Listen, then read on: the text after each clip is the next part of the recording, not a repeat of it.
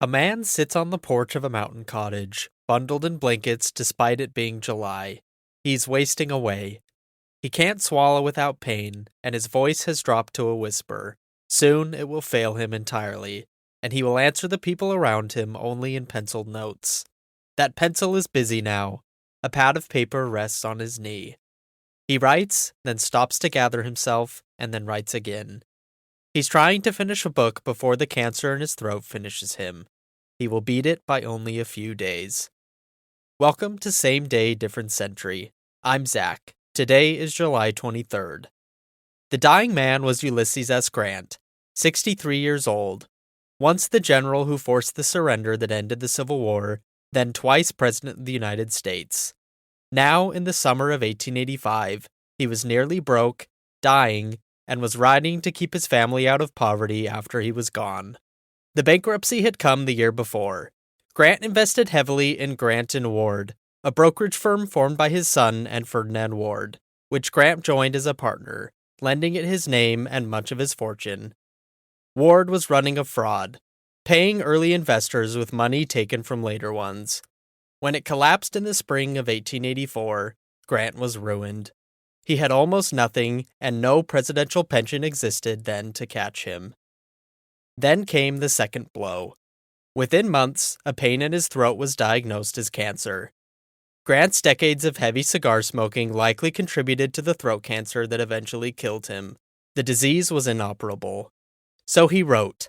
The publisher Mark Twain had offered unusually generous terms for his memoirs, and Grant, who had never thought of himself as a professional writer, proved to be a superb one, plain, exact, and unsentimental. He worked through the pain, finishing the manuscript in the last days of his life.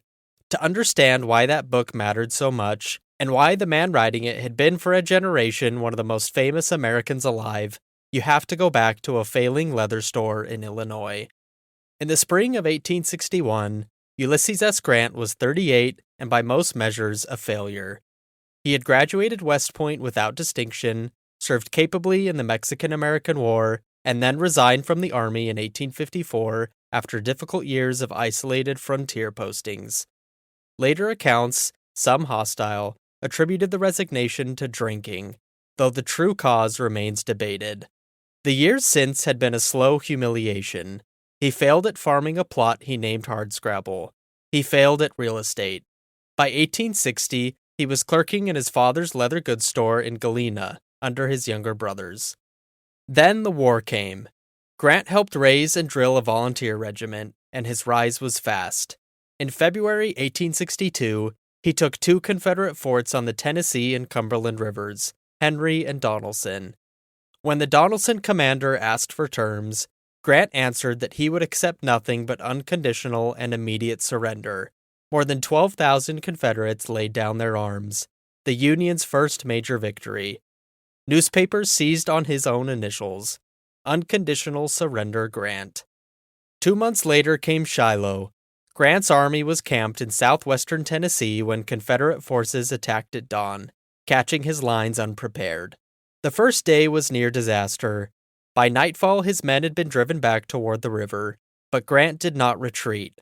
Reinforced overnight, he counterattacked at daybreak and drove the enemy from the field. The cost stunned the country, more than 20,000 casualties on both sides.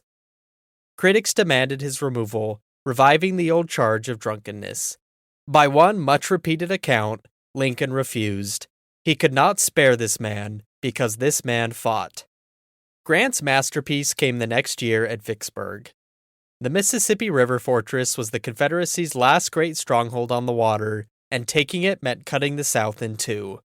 Rather than batter it head-on, Grant marched his army down the far bank, crossed the river below the city, cut loose from his supply lines, and won a string of battles that sealed Vicksburg off. The garrison surrendered on July 4, 1863, the day after Gettysburg ended, far to the east. Roughly 30,000 Confederates were captured. By 1864, Lincoln had found what he needed, and revived for Grant the rank of lieutenant general, a full grade no American had held since George Washington. As general-in-chief, he now commanded all the Union armies. Grant grasped what several predecessors had not, that the North's advantages in men and industry meant little unless its armies moved together. He ordered simultaneous offensives on every front, denying the Confederacy the chance to shift troops to meet each threat in turn. He took personal charge of Virginia against Robert E. Lee, and the campaign that spring was the bloodiest of the war. At the Wilderness, at Spotsylvania, and at Cold Harbor, the two armies grappled almost without pause for weeks. Grant lost enormous numbers of men, but unlike every Union general before him, he did not fall back after a bloody check. He kept pressing south, forcing Lee into a siege at Petersburg that Lee could not win. Grant would later write that he always regretted the last assault at Cold Harbor, a frontal attack that cost thousands of lives for nothing. That earned him a label that clung for a century, the Butcher, a general who won by feeding men into the enemy's guns.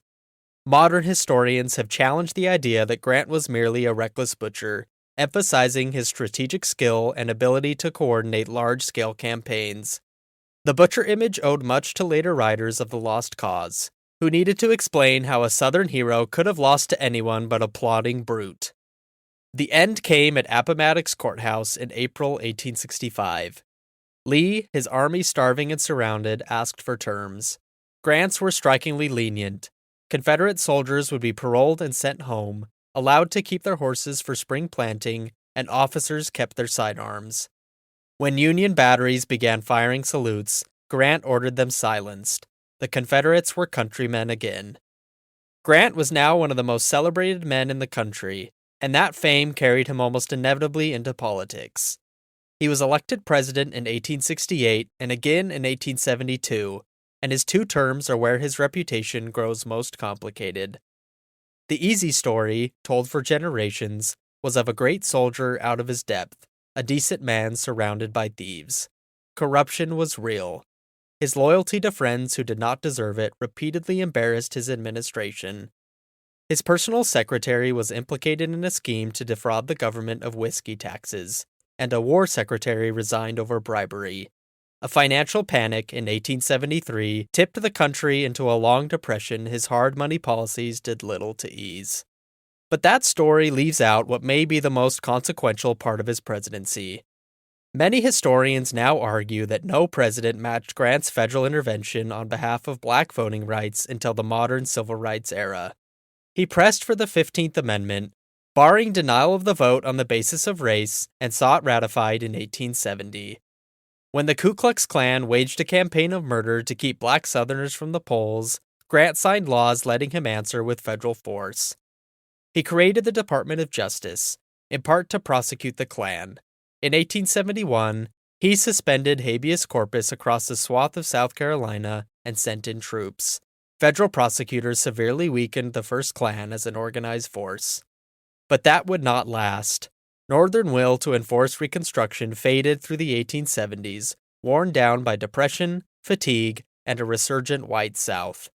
By the time Grant left office in 1877, the effort he had backed was collapsing, and the rights he had defended would be stripped away for generations. For much of the 20th century, historians ranked Grant near the bottom of all presidents, a judgment shaped in part by scholars hostile to Reconstruction itself.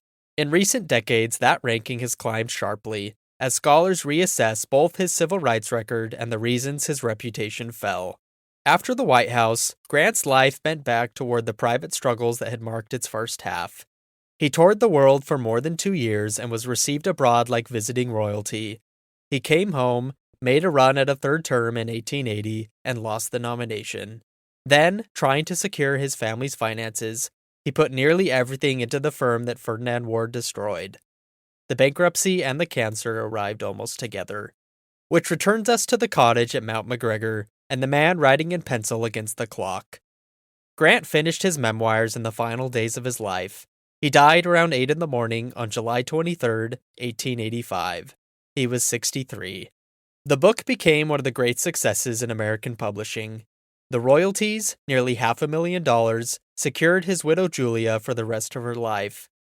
Critics then and since widely regard his personal memoirs among the finest ever written by a soldier, admired for the same clarity Grant brought to a battlefield. Over 1 million people lined the streets of New York for his funeral procession. Among the pallbearers rode Union generals and Confederates together, including men who had once surrendered to him, the reunion he had insisted on at Appomattox made visible. He was laid in a massive tomb above the Hudson, still the largest mausoleum in North America. More than a century on, historians are still recovering the Grant that the Lost Cause worked to bury, the general who won the war, and the president who tried to make its promises real. That same day, different century. I'm Zach. We'll be back tomorrow with another date, another story. Thanks for listening.